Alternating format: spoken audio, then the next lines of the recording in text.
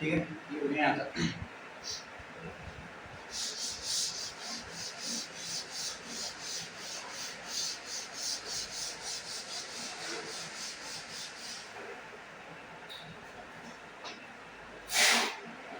एक पॉइंट दो खत्म।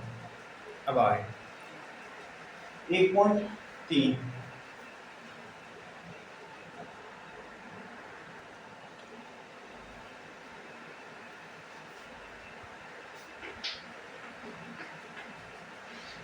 परिमेय संख्या जिन्हें p बटे q के रूप में लिखा जा सकता है, q is not equal to 0। अपरिमेय संख्या जिन्हें p बटे q के रूप में नहीं लिखा जा सकता।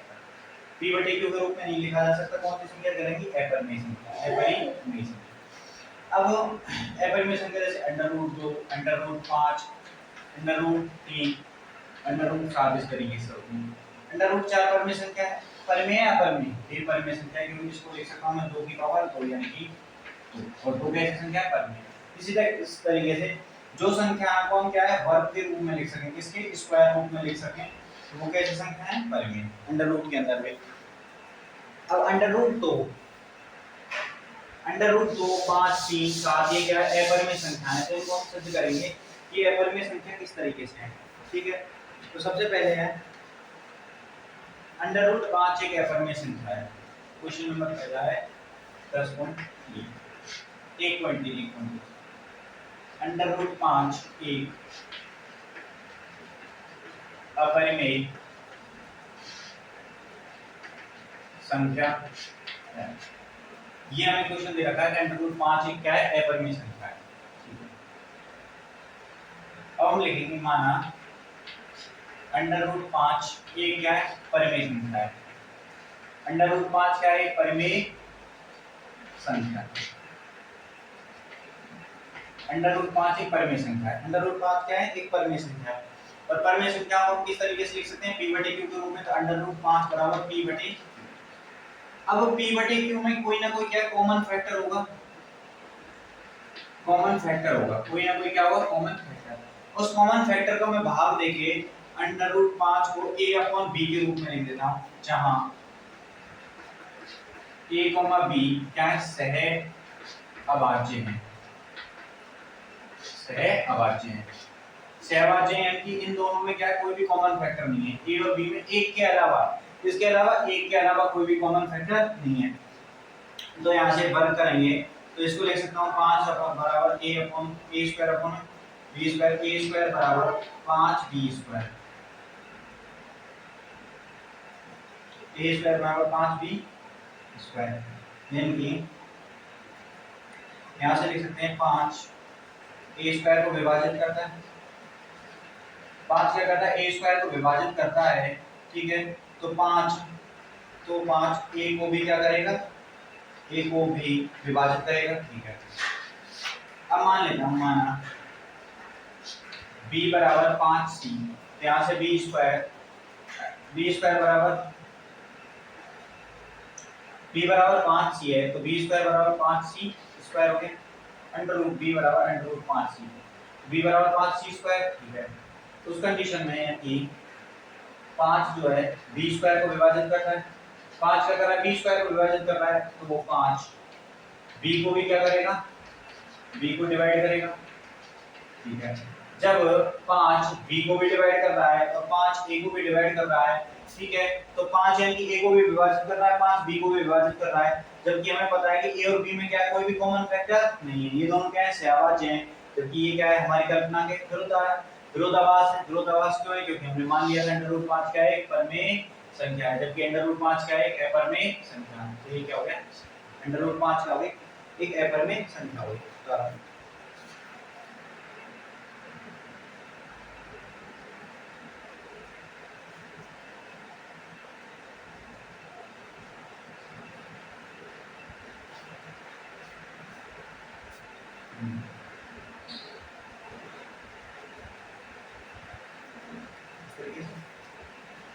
अब जैसे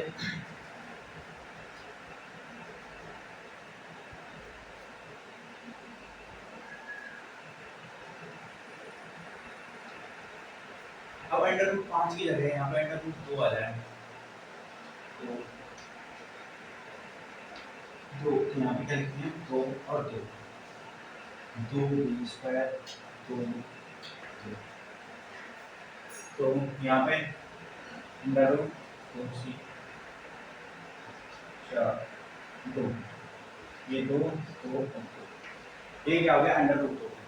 अब यहाँ पे एक भी है माना, ठीक है, यहाँ तक आपको नहीं हुआ, तो एक अगला है कि माना a बराबर दो सी, a बराबर दो सी, तो a स्क्वायर बराबर फोर सी स्क्वायर, ये भी मान सकते हैं। a स्क्वायर की वैल्यू क्या है, two B square, two B square बराबर चार सी स्क्वायर, यहाँ से दो से दो कैंसिल, तो बी स्क्वायर बराबर कितना आ गया, दो सी स्क्वायर, बी स्क्वायर बराबर कितना आ गया, two C square, B square बराबर टू सी स्क्वायर, a बराबर टू सी मान लीजिए या b बराबर अंडर रूट टू सी मान लीजिए, कोई सा भी कर लीजिए, इन दोनों में से दोनों सही है, ठीक है। अब अंडर रूट तीन आ जाए, अंडर रूट तीन आ जाए, तो यहाँ पर अंडर रूट तीन, दो की जगह क्या करना है, तीन, दो की जगह तीन लिखते जाओ, तीन भी हो गया तीन। इसी तरीके से यहाँ पे चार, दो माना है तो दो की जगह क्या लिखेंगे, तीन, दो की जगह तीन, तीन की जगह नौ, नौ की जगह यहाँ पे नौ, और यहाँ तीन, तीन से कितनी बार कैंसिल हो गया, तीन बार, यहाँ पे बी स्क्वायर बराबर तीन सी स्क्वायर, यही करना है, ये क्या होगा अंडर रूट को लेके, तो अंडर रूट दो, अंडर रूट पाँच, अंडर रूट तीन क्या हो गए, एबल में संख्या हो गए, इससे हो गया।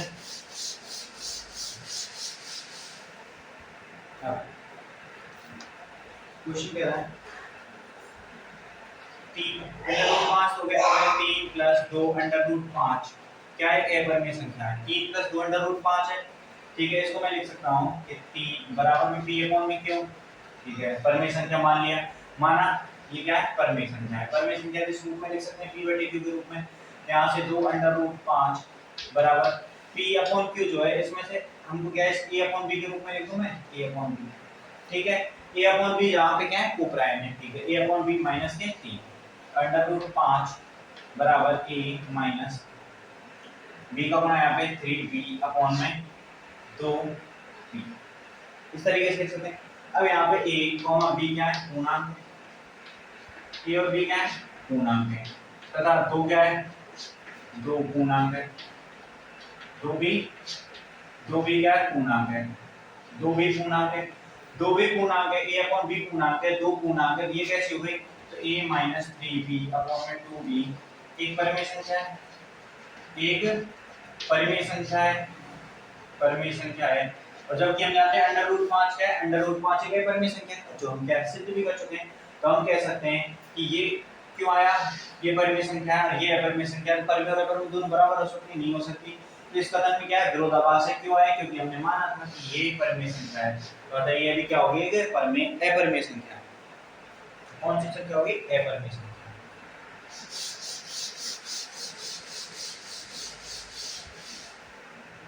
अब आ जाइए 1/√2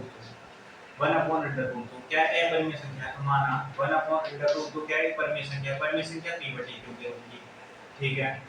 इन दोनों के हमने उभयनिष्ठ गुणनखंड का भाग देखे, इसको मैं 1/√2 बराबर लिख देता हूं a/b, और यहां से b बराबर √2a, तो b बराबर क्या हो गया, 2a स्क्वायर, इनकी दो क्या कर रहे हैं, b स्क्वायर बराबर 2a square, b 2b square को विभाजित कर रहा है, और यहां से 2 किसको करेगा, b को, फिर हम क्या करेंगे, माना, क्या मान लेते हैं, या तो मैं मान लेता हूं कि b बराबर 2c, b बराबर 2c, तो b स्क्वायर बराबर 4c स्क्वायर, और b स्क्वायर की value 2a square, 2a square बराबर 4c स्क्वायर, 2 से 2 बार तो a स्क्वायर बराबर 2c स्क्वायर, यानी कि a स्क्वायर का मान 2c स्क्वायर, यानी कि c स्क्वायर को 2 को गुणा करने पे आ रहा है, तो 2 क्या है, तो a स्क्वायर को विभाजित करेगा, 2a स्क्वायर को विभाजित करेगा तो a को भी विभाजित करेगा, और तो a को विभाजित कर रहा है, b को विभाजित कर रहा है, तो 3 के बीच में कोई भी कॉमन फैक्टर नहीं है, a का कॉमन अंडर रूट तो क्या है, परिमेय या अपरिमेय, अपरिमेय, 1/√2 कैसी संख्या है, अपरिमेय संख्या।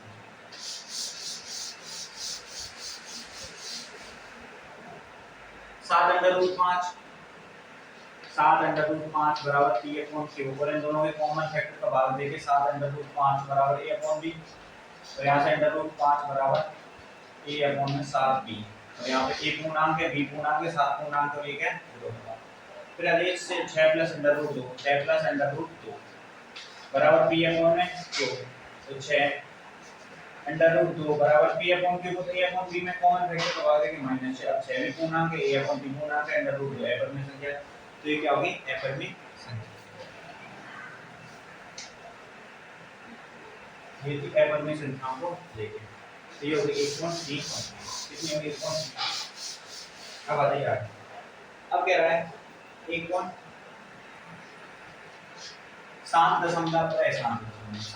क्या होते हैं, जिनके हर कोण क्या लिख सकते हैं 2 गुणा 5 2 की पावर n 5 की पावर n या 2 की पावर n गुणा 5 की पावर n के रूप का लिख सकते हैं। तो वो कौन से होंगे सान और एसान दशमलव, जिन्हें हम इस रूप में नहीं लिख सकते कि इनके अलावा हर में और कोई नहीं आना चाहिए, या तो 2 गुणा 5 और 2 की पावर n और 5 की पावर n। चलो 1/15 है शांत है आसान है, इसको लिखेंगे 5 गुणा 3, अब 5 के साथ 3 आ रहा है तो कैसा है आसान है, या तो 5 आना चाहिए 2 आना चाहिए 2 या 5, तो कौन सा होगा 7,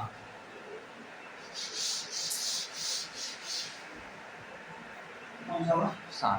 चलो ठीक है,